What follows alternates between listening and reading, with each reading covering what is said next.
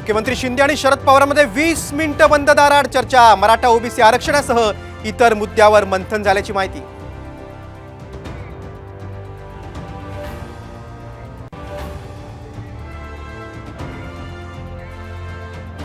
ओबीसीतून आरक्षणावर जरांगे ठाम, वेळ पडल्यास भुजबळांच्या घरासमोर आंदोलन करू। जरांगे पाटलांचा इशारा, तर आमरण उपोषणाचा आजचा तिसरा दिवस।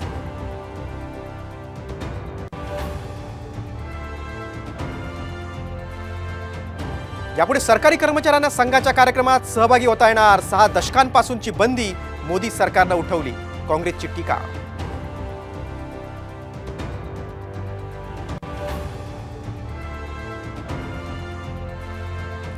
जात वैधता प्रमाणपत्र सादर करण्यासाठी 6 महिन्यांची मुदतवाढ। मुख्यमंत्री शिंदेंचा विद्यार्थ्यांना दिलासा, मराठा विद्यार्थ्यांना होणार फायदा।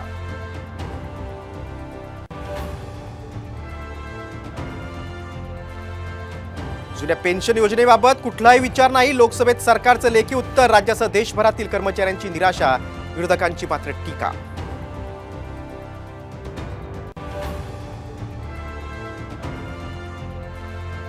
सलग दुसऱ्या दिवशी राज्यात पावसाची तुफान बॅटिंग, नदी नाल्यांना पूर, पिण्याच्या पाण्याची चिंता मिटली।